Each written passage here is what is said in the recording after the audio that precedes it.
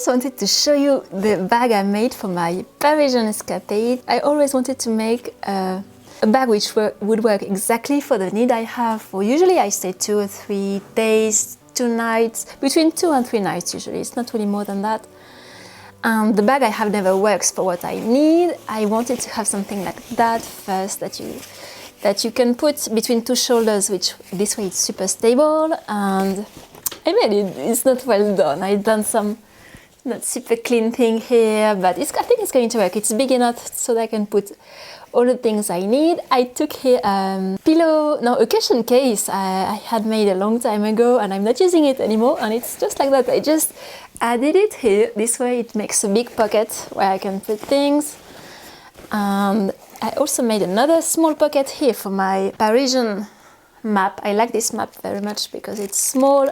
You don't have to have a big map open, and it's well organized, and you can write sometimes things here and there. I like to do some cross sometimes, and it's plastified, so when it rains it's fine too. And as I use it all the time, I need to have it easily accessible, so I created this pocket here which should work. Here it's where I put all of the addresses and things I want to see.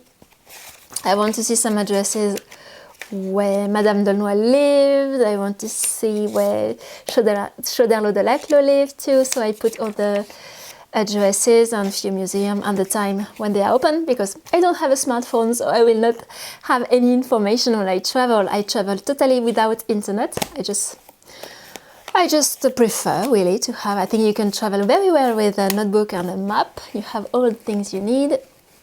So I have my little notebook, and sometimes in this notebook I like to, it's a sort of traveling book, and I used to have one where I was even writing things I was doing during my trip and really fun things I was seeing, all that. So, and I lost it in a train, one I had for many years, and I was really sad about that. So I have this one, and we have Clochette, who probably wants to come with me, but she will not come with me. So I will have this pocket here. Yes, I'm really pleased. We will see how it works. It's the first time I will use my bag, but I'm really pleased. Do you want to go here, Clochette? You want to stay? Yeah. I'm going to do my bag. It's 9:30. I have to wake up at 5 tomorrow, so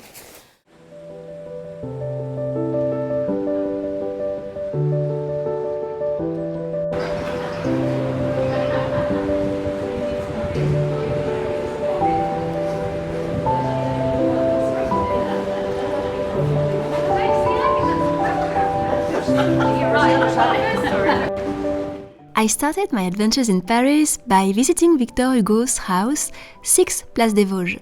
I wanted to see it for a very long time, but it was closed for several years for renovation, so I was at last really happy to be able to visit. It's the house where he lived from 1832 to 1848, and at the time Place des Vosges is called Place Royale.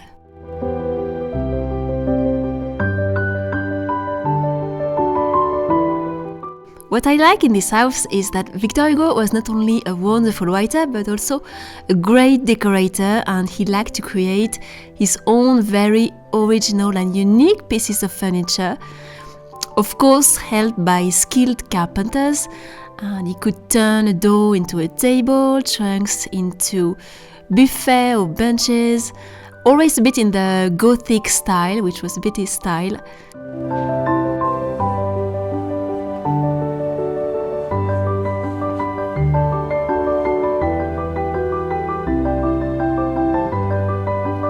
So it was really spectacular to see all that, and the very rich decor, definitely not minimalistic, and that's something I really like. I find a lot of ideas wandering in those rooms.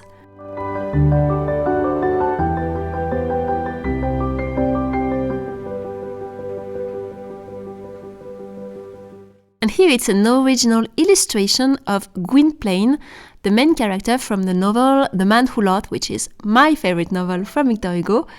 Though I would admit I didn't read them all, and many of them are waiting to be read on my shelves.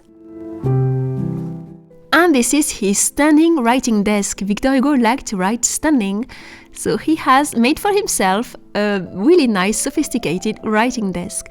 So you see, this trend is not new at all.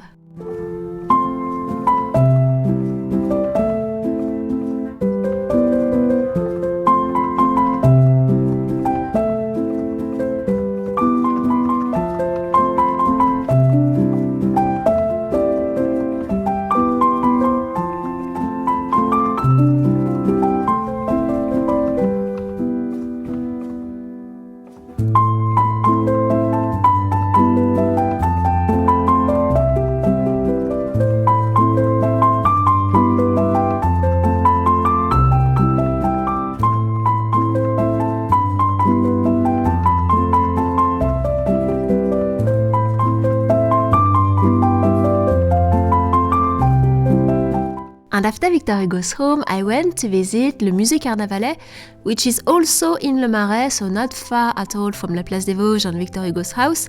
And it's the same, it was closed for renovations, so I couldn't go at all. I always wanted to go back to this museum because it's one of my favorite museums in Paris.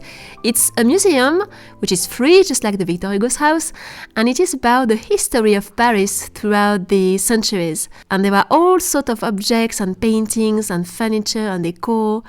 It is located in an hotel which was the home of La Marquise de Sévigné, a very famous lady writer from the 17th century. And it was her house which already had this name, l'Hôtel Carnavalet. So it was a home which has been owned by her. And my favorite room in this museum, it's the first room, which is the room of the signs and shops of Paris from the 18th and the 19th century. And it is really, really spectacular to see all these signs, which are real pieces of art, and they were in display in front of wine shops, butchery, cafe, furniture shop, all sorts of shops, tobacco shop, hat shops. So it's quite interesting to guess what sort of shops they were decorating. Here, these two hats are for hat shops, and this one, of course, I had to notice it. It was a tobacco shop.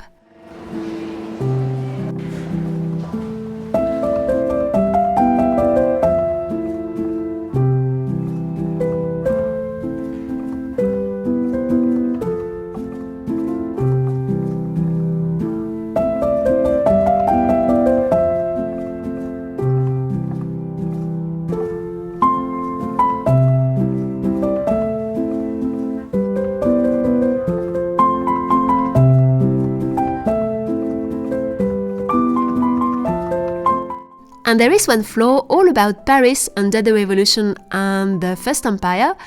And I like this floor very much too. There were these little pieces of paper which were really intriguing and really pretty and just mysterious. And they actually hide hair which has belonged to Marie Antoinette, Louis XVI, their children, and also La Princesse de Lamballe. I don't think they did some study research to open them to see if it was really their hair. It's probably someone who cut them when they were in jail during their time when they were in prison or before they went to the guillotine. I would recommend to visit this museum. Also, there are not a lot of tourists. It's not where all the tourists who go in Paris go, so you are really on your own. There are some schools and people like that, but it's not like this massively crowded places like you have tons of other museums like that, and I hate those. So I recommend this one if you're a bit like me and you like peaceful places but still very interesting and quite inspiring.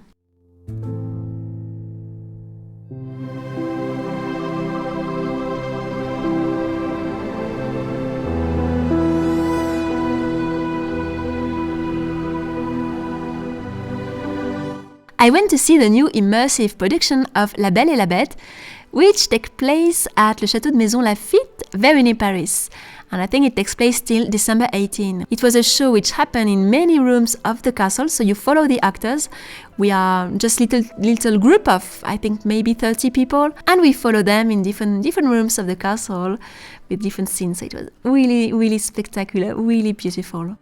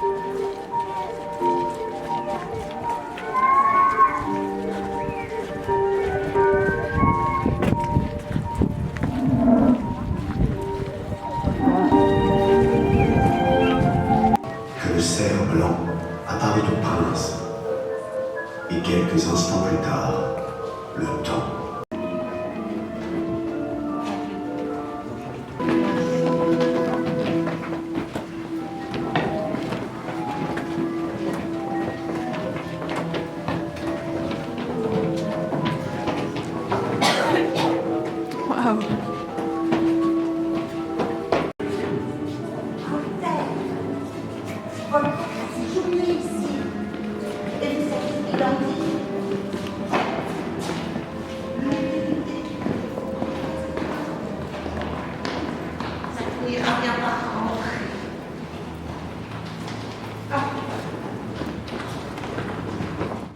And here is the portrait of Marcelin, a favorite general of Napoleon.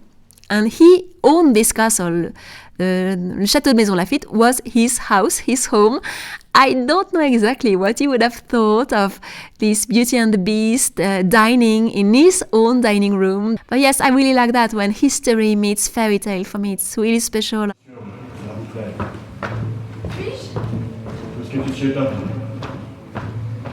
Durant, j'ai vécu devant château, enchanté par l'une de mes filles.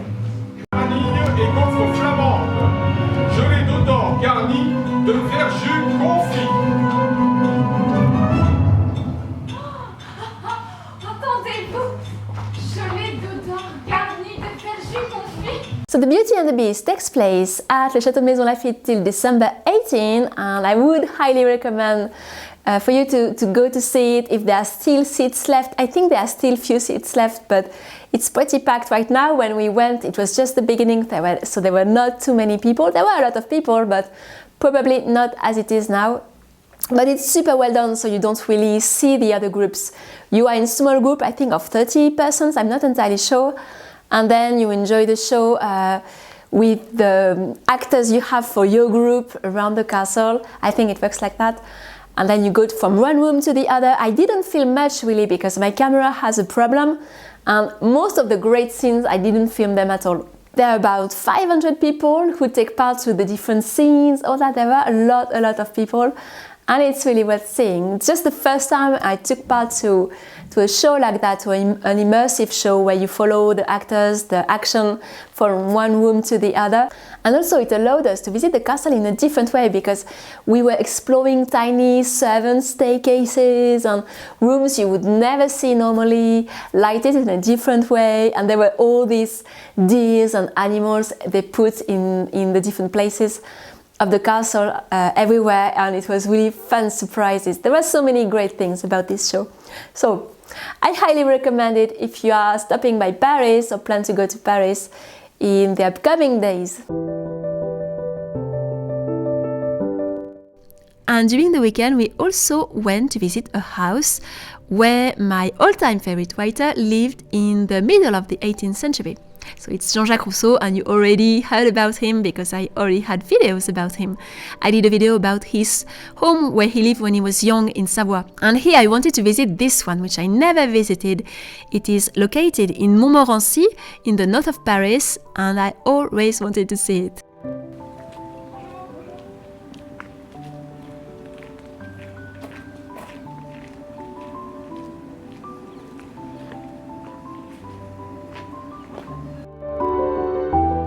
We had a great guide just for both of us, so it was really nice. And for the furniture, they follow an inventory Rousseau had left, so everything you see in the house is very, very, very close to what it would have been in the 18th century. Every tools, things in the kitchen, pieces of furniture, the style.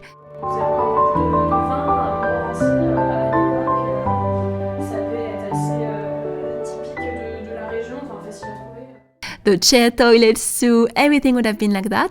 So this is Thérèse's bedroom. Thérèse was his servant and became his wife at the end of his life. And he lived in the first floor. Rien du tout dedans. C'est pour ça que je soulève plus parce que...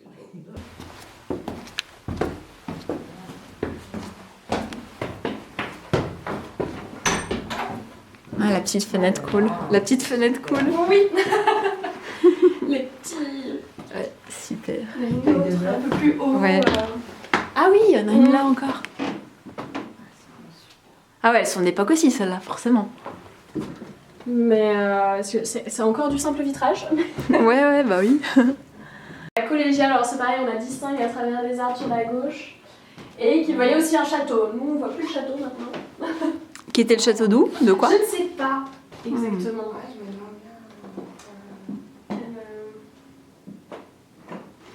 Ah, il a sa petite... Oui. Les WC. Peut-être. Je ne connais pas assez la région là vraiment pour. Donc Elle oui. l'a vu, elle l'a vu, super. Ouais. Et en plus, faut imaginer sans. Il a pu faire refaire cette pièce surtout et le jardin. Et donc ils ont aménagé l'alcôve à la demande de Rousseau, puisque c'était déjà ça qu'il avait aux Charmettes. Oui, c'est oui, oui. Vous avez été la voir, Ouais, j'ai vu plein de fois. Et bah voilà, du coup il a voulu refaire la même chose. Dans l'idée de se rappeler les Charmettes, vraiment, ouais. avec parce qu'il y a les deux portes Les aussi. deux portes, c'est ça. Ah oui, trop Mais bien. c'est vrai qu'au moins le lit est bien isolé de tous les murs extérieurs, Ouais. donc on a plus chaud. Ah Et ouais. ça fait un petit appartement, ça crée 3 pièces, l'espace nuit, l'espace bureau où il peut aussi recevoir. Et donc la garde-robe avec les toilettes et le dressing un peu derrière. Ouais, c'est trop bien.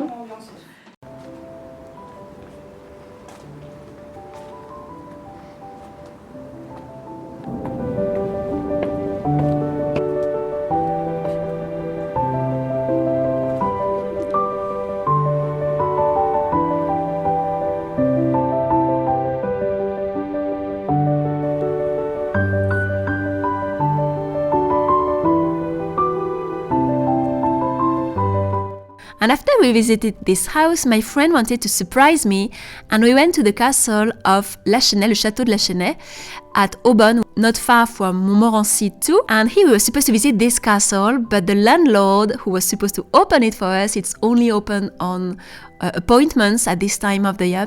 She never received our call. She never called back. So it was a bit disaster actually. We were never able to enter this castle, which was special too because it belonged to La Comtesse Sophie d'Houdetot, and Sophie was Jean-Jacques Rousseau's absolute passion in his life. Jean-Jacques Rousseau would have known this castle. He would have been there, and I really wanted to see this castle for this reason inside. It's open in July, so hopefully we will be able to go back there next summer.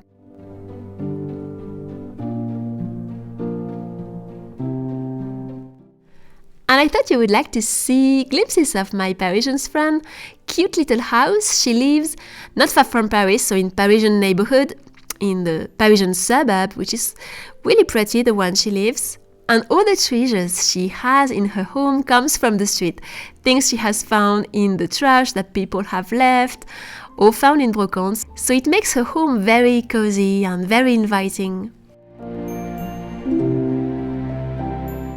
And I love her little kitchen. She doesn't have any classic modern boring kitchen cupboards like you can see everywhere. It's only vintage cupboard with a lot of plants.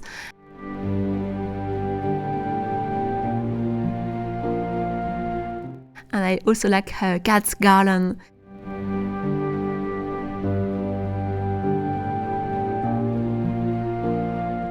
And I just wanted to show you a tiny bit of her neighborhood with all these beautiful houses, which are a bit typical of the one you see around Paris.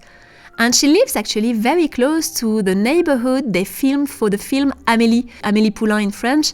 And the house of Amélie's father is quite close from her house, not very, very far. It's in another town, close from her own town, but it's the same style of neighborhood and houses, so it was quite fun to see.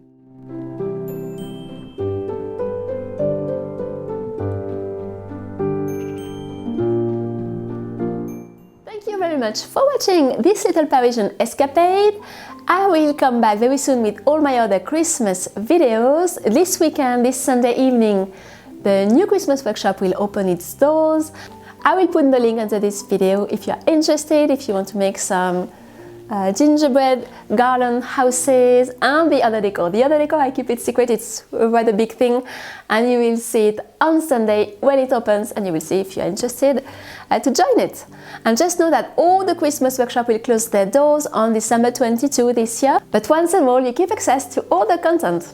I hope you had fun joining me for this little Parisian escapade, that it gave you some ideas, maybe of places to see and neighbors to explore for your next trip to Paris or to France. And don't forget to subscribe if you don't want to miss all the nice videos coming. And I hope to see you very soon for the rest of my Christmas videos.